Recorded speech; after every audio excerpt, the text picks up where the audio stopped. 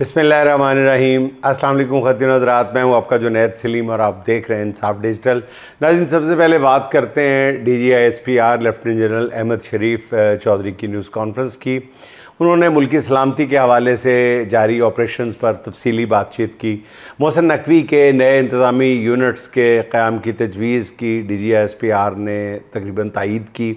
उन्होंने कहा कि निज़ाम नाकाम होने के वज़ीर दाखिला के बयान पर वो कोई बात नहीं करना चाहते, लेकिन ये ज़रूर कहेंगे कि पाकिस्तान की सिक्योरिटी के लिए गुड गवर्नेंस बहुत ज़रूरी है और गुड गवर्नेंस के लिए कुछ करना होगा। क्या गुड गवर्नेंस ये है कि 1972 में साढ़े छः सात करोड़ आबादी थी और 4 सूबे थे। आज 25 करोड़ है, आबादी 4 गुना बढ़ गई है, सूबे वही 4 हैं। क्या ये गुड गवर्नेंस है? इस पर संजीदा सियासतदानों को संजीदा डिस्कशन करनी होगी। DGISPR ने मज़ीद कहा कि क्या हम हार्ड स्टेट हैं? बदकिस्मती से नहीं। हार्ड स्टेट का मतलब वो रियासत होती है जिसमें आइन और कानून सबके लिए यकसा हो। हार्ड स्टेट का ये मतलब हरगिज़ नहीं है कि मिलिट्री रन स्टेट या आर्म्ड फोर्सेस डोमिनेटेड स्टेट जो तशरीह करने की कोशिश की जाती है। DGISPR ने कहा कि पहले रियासत से वफ़ादारी दिखाएं, उसके बाद आप अपने हकूक़ की बात कर सकते हैं। उन्होंने कहा जानबूझकर तासुर फैलाने की कोशिश की जाती है कि बलूचिस्तान में हालात ख़राब हैं, दहशत गर्दों को अल्टीमेटली हथियार डालने होंगे या फिर हम उन्हें ख़त्म कर देंगे। अच्छा नाज़रीन, वज़ीर दाखिला मोहसिन नकवी के धमाका खेज़ खिताब के बाद सुप्रीम कोर्ट से भी बड़ी ख़बर आ गई है। इमरान खान के मेडिकल चेकअप और इलाज के लिए हॉस्पिटल मुंतकिली की दरख्वास्त पर सुप्रीम कोर्ट ने एतराज़ात जो थे वो दूर कर दिए। चीफ जस्टिस याहिया अफरीदी ने रजिस्ट्रार ऑफिस के एतराज़ात के ख़िलाफ़ चैम्बर अपील पर समाअत की और इमरान खान और उज़्मा खान की दरख्वास्तों पर जल्द समाअत की इस्तदा मंजूर कर ली। इसमें चीफ जस्टिस याहिया अफरीदी की नवाजिश देखें, उन्होंने दरख्वास्त की समाअत की तारीख़ नहीं दी, सिर्फ रजिस्ट्रार ऑफिस को कहा कि जल्द समाअत के लिए मुकर्रर किया जाए। होना तो ये चाहिए था कि चीफ जस्टिस बेंच की तश्कील करके दरख्वास्त कम अज़ कम पीर के रोज़ समाअत के लिए मुकर्रर कर देते हैं, मगर अभी भी दरख्वास्त पर रजिस्ट्रार ऑफिस अब खेलेगा। और तो देखेंगे कि फिर क्या होगा। बहरहाल इससे भी ज़्यादा अहम बात यह है कि ये दरख्वास्त किस बेंच के सामने लगती है। अगर इस बेंच में मोहम्मद अली मज़हर, मुसर्रत हिलाली और शाहिद बिलाल जैसे मुनसिफ होते हैं तो फिर इस फैसले को भी ट्रक की बत्ती समझे। बहरहाल जेल में इमरान खान की सेहत के हवाले से ज़्यादा अच्छी खबरें नहीं आ रही। जेल से बताया जा रहा है कि इमरान खान को ब्लड प्रेशर का मसला है। 74 साल की उम्र में ये सेहत के हवाले से नाज़रीन कोई मामूली मसला नहीं है। ज़राए का ये कहना है कि हलीमा खान ने स्ट्रीट मूवमेंट की जो बुनियाद रख दी है उससे इक़्तिदार के ऐवानों में बहुत बेचैनी है। वज़ीर दाखिला ने कहा है कि कॉकरोचेज़ और नौजवानों के हवाले से जो बात की है उसके पीछे भी गालिबन यार दोस्त बताते हैं कि यही परेशानी है।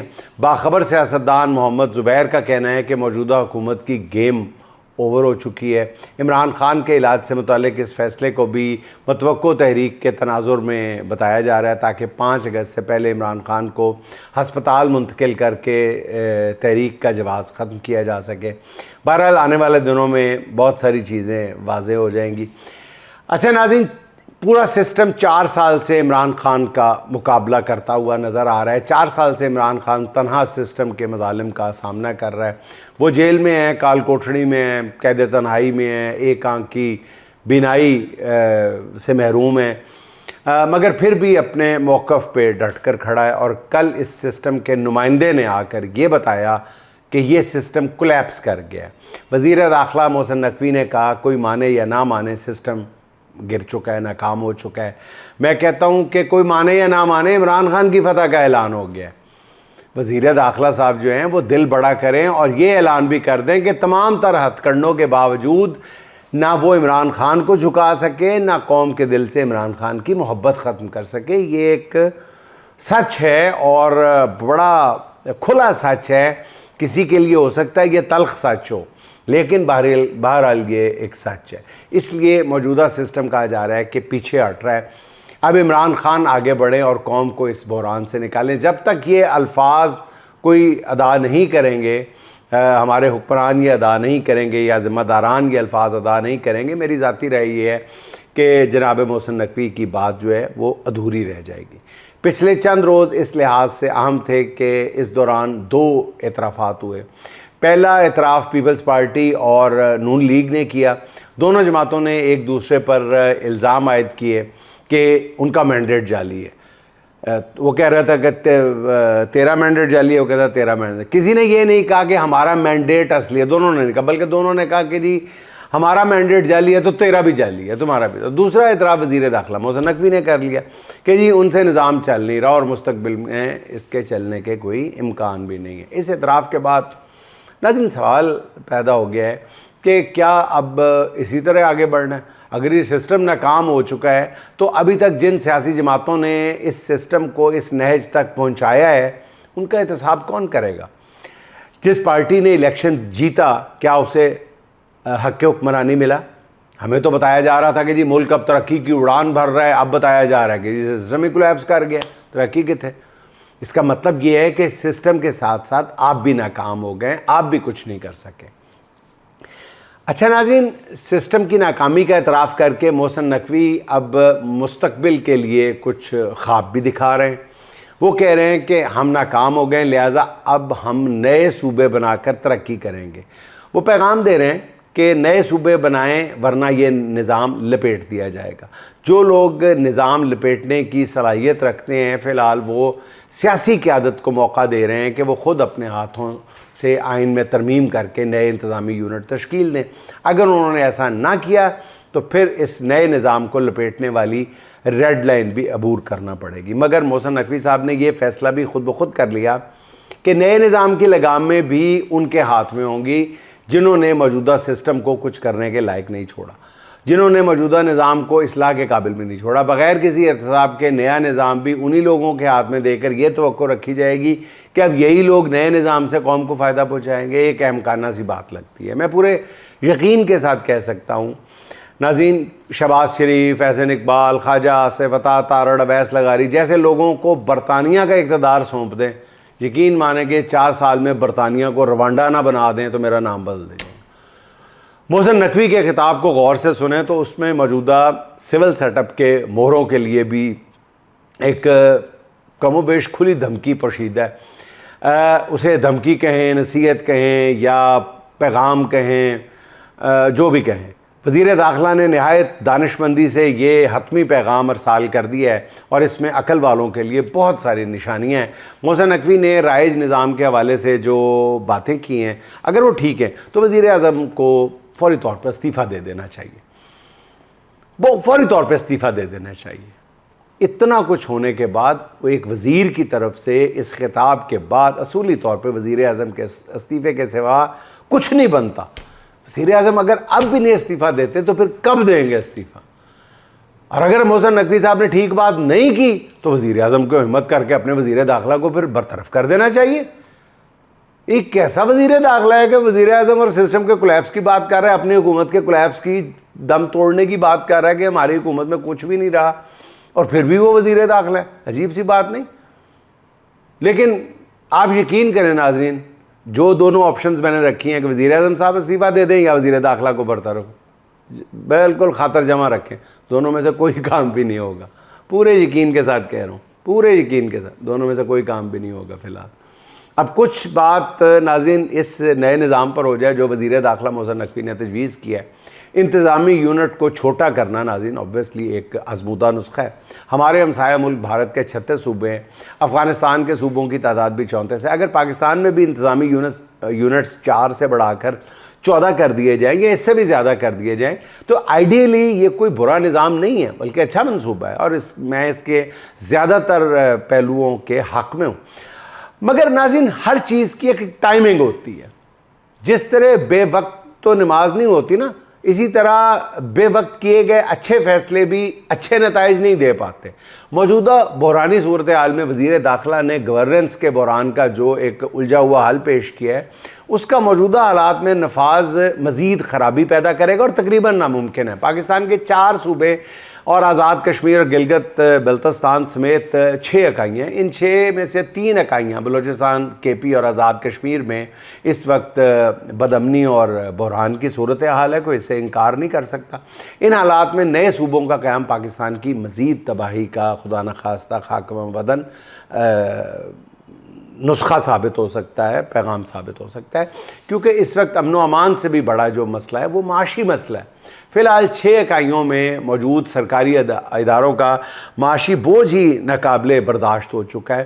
وفاق کے پاس تنخواہوں اور پینشنز کے لیے بھی بتایا جا رہا ہے کہ رقم نہیں ہے. رواں مالی سال کے دوران ہنگامی بندوبست کرتے ہوئے صوبوں کے ترقیاتی فنڈز روک کر وفاقی ملازمین کی تنخواہوں اور پینشنز کے لیے فنڈز کا انتظام کیا گیا ہے. ان حالات میں نئے انتظامی یونٹس اور ان میں بننے والے اداروں کے اخراجات اٹھانے کی جو سکت ہے وہ اس وقت معیشت میں نہیں ہے. خدا نخواستہ چھوٹے صوبے والا نظام بھی اگر فیل ہو گیا خدا نخواستہ تو ملک کی سلامتی کو برقرار رکھنا مزید مشکل ہو جائے گا. پاکستان میں اس وقت ناظرین معاشی بحران سے بھی زیادہ سیدھی بات ہے ساکھ کا بحران ہے.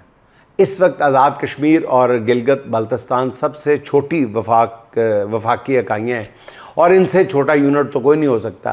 مگر وہاں کیا حالت ہے؟ یہ 2 یونٹ کیوں نہیں چل رہے؟ چھوٹے یونٹس کی بات کی جا رہی ہے نا، تو یہ 2 چھوٹے یونٹ کیوں نہیں چل رہے؟ وجہ یہ ہے کہ عوامی مینڈیٹ کو تسلیم نہیں کیا جا رہا. عوامی مینڈیٹ کو تسلیم نہ کرنا اس کی سب سے بڑی وجہ ہے. جب حکمرانوں کی اخلاقی ساکھ نہ ہو تو طاقت کے زور پر صرف عارضی طور پر یہ حکومت چلائی جا سکتی ہے. ملک ٹھیک کرنا تو آئین پر مارے گئے شب خون ختم کر کے ہی حقیقی آئین پر عمل کرنا ہوگا اگر ملک ٹھیک کرنا ہے. تو ناظرین عوام کے منتخب نمائندے یعنی عمران خان کو حکومت دینا ہوگی. ایک بالکل پڑھی لکھی بات ہے، سیدھی بات ہے. آپ کو بھی پتہ ہے، مجھے بھی پتہ ہے، ہم سب کو پتہ ہے عوامی مینڈیٹ کس کے پاس ہے. سب کو پتہ ہے، کوئی چھپی ہوئی بات نہیں ہے. کبھی ہم مطلب کان کو ادھر سے پکڑتے ہیں، کبھی کان کو. اگر کھل کے بات کی جائے تو سیدھی بات ہے کہ جس کے پاس مینڈیٹ ہے، جس کے پاس اور مینڈیٹ بھی نہیں بھاری مینڈیٹ ہے، اس کو اندر بند تاڑا ہوا ہے ہم نے. تو سیدھی بات ہے کہ اگر مسئلے کا حل چاہتے ہیں تو اس کو حق حکمرانی دینا ہوگا. اب اس طرح دے دیں، اس طرح دے دیں، کان جہاں سے مرضی پکڑیں. اس کے علاوہ ناظرین باقی سب کہانیاں ہیں ایک نئے فریب کے سوا کچھ نہیں ہے. پھر جب الیکشن جیتنے والے جیل میں اور ہارنے والے اقتدار پر بٹھا دیے جائیں تو نظام کوئی بھی ہو، انتظامی یونٹ چاہے ایک تحصیل جتنے کر دیے جائیں، انتظامی یونٹ جتنے مرضی چھوٹے ہو جائیں، تباہی کے علاوہ پھر کچھ مقدر نہیں بنتا. اس لیے میرے خیال میں مرکز اور صوبوں میں حقیقی عوامی نمائندوں کو اقتدار سونپنے کے ساتھ ساتھ با اختیار بلدیاتی اداروں کے بغیر ترقی کا کوئی خواب بھی پورا نہیں ہو سکتا. یہ خواب ادھورا ہی رہے گا. اچھا ناظرین، ایک طرف وزیر داخلہ یہ بتا رہے ہیں کہ جی نظام مکمل طور پہ ناکام ہو چکا ہے، ساتھ یہ بھی بتا رہے ہیں کہ موجودہ نظام میں رہتے ہوئے جو مرضی کر لو مسائل حل ہو ہی نہیں سکتے. دوسری طرف نابغہ اثر اور ارسطوئے دوراں وفاقی وزیر منصوبہ بندی محترم جناب احسن اقبال ہیں، جو گرد و پیش کے حالات سے بالکل بے خبر لگتے ہیں اور اپنی دھن میں وہی بیان دیے چلے جا رہے ہیں جو پچھلی 3 دہائیوں سے ان کی پہچان ہے. وزیر داخلہ کہہ رہے ہیں کہ سسٹم، یعنی ذہن میں رکھیں کہ وزیر داخلہ کیا کہہ رہے ہیں، ملک کے وزیر اور طاقتور وزیر داخلہ جو وزیر اعظم کے برابر طاقت رکھتے ہیں تقریباً، وہ فرما رہے ہیں کہ سسٹم کولیپس کر گیا ہے. دوسری طرف وزیر منصوبہ بندی کیا فرما رہے ہیں، وہ کہہ رہے ہیں کہ صحیح اقتصادی پالیسیوں اور کسانوں کی انتھک محنت اور اوورسیز پاکستانیوں کے اٹل اعتماد نے قومی معیشت کو ترقی کی نئی راہ پر گامزن کر دیا ہے. جناب احسن اقبال صاحب نے اسی پر بس نہیں کیا، وہ مزید فرماتے ہیں کہ پاکستان میں پالیسیوں کے عدم تسلسل نے ترقی کا سفر بار بار متاثر کیا ہے. کسی بھی قومی منصوبے کی کامیابی کے لیے 10 سے 15 سال کا تسلسل ناگزیر ہے. یعنی بالکل الٹ بات کر رہے ہیں جو وہ کہہ رہے ہیں. نقوی صاحب دا گریٹ فرما رہے ہیں، احسن اقبال صاحب بالکل اور ہی بات کر رہے ہیں. وہ تو 15 سال کا تسلسل مانگ رہے ہیں. یہاں احسن اقبال صاحب پتہ نہیں یہی کہنا چاہتے ہیں کہ ان کے ویژنری منصوبوں کے حقیقی نتائج دیکھنے کے لیے انہیں مزید 10-15 سال یعنی اگلی 2-3 ٹرمز جو ہیں وہ فارم 47 سے نوازتے ہوئے اقتدار کے ایوانوں میں رکھا جائے. جبکہ وزیر داخلہ صاحب کا کہنا یہ ہے کہ 10 سال بعد ہم انہی مسائل کو رو رہے ہوں گے. انہوں نے واضح طور پہ آپ کو یاد ہوگا 10 سال کا نام لیا کہ ہم یہیں بیٹھے 10 سال بعد انہی مسائل کو رو رہے ہوں گے. آپ وزیر صاحب جو ہمارے احسن اقبال صاحب وہ کہہ رہے ہیں کہ 10-15 سال تک سسٹم کو برقرار رکھنا ہوگا. तसलसल कंसिस्टेंसी चाहिए हमें, बाकी तो सब ठीक है। मगर मोहसिन नकवी साहब ने विजनरी रहनुमा एहसन इकबाल के ख्वाब जो हैं कम अज़ कम चकनाचूर कर दिए हैं। एहसन इकबाल तो ज़मीनी मसाइल ख़त्म करने का विज़न देने के बाद अब खला पर अपनी तवज्जो मरकूज़ कर चुके थे और 2036 तक खला की तस्खीर का विज़न भी दे चुके हैं। पता नहीं अब मामला क्या है और कौन किसकी विज़न ठीक है, साढ़े विज़न तो जवाब दे चुकी है। अच्छा नाज़रीन, कल से पूरी कौम जो है आपने देखा है कि वज़ीर दाखिला के ख़िताब में दिए गए पैगाम को समझने की कोशिश में लगी हुई है। इस दौरान बहुत कम लोगों को इल्म होगा कि काबीना के दो ताकतवर वज़रा भी आमने सामने हैं। एक वज़ीर अपनी हलीफ हुक्मरान जमात को गासिब और झूठा करार दे रहे हैं, दूसरा वज़ीर उससे इस्तीफ़े का मुतालबा कर रहा है। वह नाज़रीन कुछ यूँ हैं कि आज़ाद कश्मीर में इलेक्शन के दूसरे मरहले से पहले इस्तेकाम पाकिस्तान पार्टी के सरबराह और वफाकी वज़ीर अलीम ख़ान ने कश्मीरी वोटर्स के नाम अपने पैगाम में कहा है कि मैं अपने कश्मीरी बहन भाइयों से ये कहना चाहता हूँ कि आज जो आपसे वादे करने आ रहे हैं, हम महरूमियों को दूर करेंगे। उनसे सिर्फ ये पूछें कि ये 30, 40, 50 सालों में महरूमियाँ पैदा की किसने हैं। अगर आपने ये महरूमियाँ दूर करनी थी तो आपको 3-3, 4-4 मौके दिए गए थे। उस वक्त वो ये महरूमियाँ क्यों नहीं दूर हुई? और आप ही के काम ना करने की वजह से तो ये महरूमियाँ पैदा हुई हैं। फिर आज आप किस मुंह से आके दोबारा कहते हैं कि जी हमें वोट दो? अब्दुल अलीम ख़ान के इस पैगाम पर ख्वाजा आसिफ साहब ने कहा है कि अलीम ख़ान के पास सेल्फ़ रिस्पेक्ट नाम की कोई चीज़ है तो इस बयान के साथ इस्तीफ़ा दें और हुकूमत मुखालिफ बेंचों पर बैठने का ऐलान कर दें। बात तो ठीक है ख़ैर साहब आपकी, आगे भी सुन लें, हमारी भी तो सुन लेना। ख्वाजा आसिफ साहब कहते हैं कि जी हौसला करें, सिर्फ बयान ना दें। रावी किनारे लोग जिनको चूना लगाया है, अलीम ख़ान साहब की पाक व्यू सोसाइटी की तरफ इशारा है, वो कहते हैं जो चूना लगाया है वो पिछले साल से रो रहे हैं। असम्बली का इजलास आने वाला है, देखते हैं सिर्फ भड़के हैं या कोई इस्तीफ़ा देकर कश्मीरी भाइयों के साथ रावी किनारे रहने वाले मुतासरीन के साथ भी मोहब्बत और यकजहती का इजहार करें। अच्छा, ये ख्वाजा आसिफ साहब का बयान। अच्छा नाज़रीन, वो कह रहे हैं कि जी ख्वाजा कहते हैं सियासत कभी कभी शर्म और कोई हया भी मांग लेती है। ख्वाजा आसिफ साहब ने बल्कि इससे भी ज़्यादा उन्होंने मज़ीद कहा कि अलीम ख़ान रंगबाजी ना करें, वो जिस थाली में खा रहे हैं उसी में छेद कर रहे हैं। पिछले साल रावी किनारे जो तबाही हुई उस पर तो लोगों के आंसू पूछ लें पहले। किसी को समझ नहीं आ रहा कि ये अचानक नाज़रीन हुकूमत में क्या चल पड़ा है। वज़ीर दाखिला अपने वज़ीर आज़म की कारकर्दगी का पोस्टमार्टम कैमरों के सामने करता है तो वज़ीर मवासलात पूरी नवाज़ लीग को ताने देने शुरू हो गया है, उसे तमाम मसाइल की जड़ करार दे रहा है। और सबसे अहम बात यह है कि वज़ीर आज़म इस सारे मंजरनामे से गायब नज़र आ रहे हैं। ख्वाजा आसिफ जो अलीम ख़ान से इस्तीफ़े का मुतालबा कर रहे हैं, वो वज़ीर आज़म को कहकर उन्हें वज़ारत से बरतरफ क्यों नहीं कराते? नाज़रीन सवाल पैदा होता है ना कि ख्वाजा आसिफ साहब इस्तीफ़े का मुतालबा कर रहे हैं अलीम ख़ान के। भाई आपकी हुकूमत है ना, आप ख़त्म कर दें, उनको वज़ारत से हटा क्यों नहीं देते? किसने रोका है आपको? आप भी तगड़े वज़ीर हैं। चले आप तगड़े वज़ीर हैं, आप नहीं कर सकते, अपने वज़ीर आज़म से मुतालबा तो कर सकते हैं ना कि हटाएं जी इनको, और जब तक इनको हटाया नहीं जाता मैं वज़ीर नहीं हूँ। आप कुछ करने की भी तो हिम्मत करें ना, खाली बयान ही फूके फायर मारते जा रहे हैं। पता नहीं नाज़रीन चल क्या रहा है, हुकूमत के अंदर कोई ट्रेजेडी चल रही है या कॉमेडी चल रही है, कोई समझ नहीं आती पे। वैसे अलीम ख़ान साहब से भी सवाल है कि जब उन्हें हलाशेरी मिली थी तो वो अपने सियासी मौसन इमरान ख़ान के ख़िलाफ़ प्रेस कॉन्फ्रेंस करने भी आ गए थे, तो क्या अब ख्वाजा आसिफ के इल्ज़ामात पर भी उन्हें कोई जवाब देंगे या गिची नीवी करके अपने काम से काम रखेंगे? बस सवाल तो पैदा होता है ना। और नाज़रीन आखिर में खिज़र सलीम के चंद बहुत खूबसूरत अशार आपकी खिदमत में।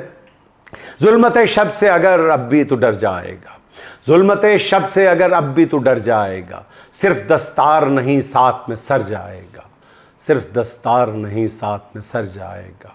इसलिए मेरी अयादत को नहीं आया वो, इसलिए मेरी अयादत को नहीं आया वो, उसको लगता था कि बीमार है मर जाएगा, उसको लगता था कि बीमार है मर जाएगा। लूट कर माल गरीबों का बहुत खुश है मगर अब कई नस्लों तलक उसका असर जाएगा। अपनी आवारा मिजाजी में मगन ऐसा है, अपनी आवारा मिजाजी में मगन ऐसा है, मुझको लगता नहीं है आज भी घर जाएगा, मुझको लगता नहीं है आज भी घर जाएगा। आखिरी फूल भी वो ले गया जाते जाते, आखिरी फूल भी वो ले गया जाते जाते, मैं तो समझा था कि दामन मेरा भर जाएगा, मैं तो समझा था कि दामन मेरा भर जाएगा। ناظرین خوش رہیں، خوش رکھیں، آپ سے ملاقات ہوگی انشاءاللہ اگلے ولاگ میں. اللہ حافظ.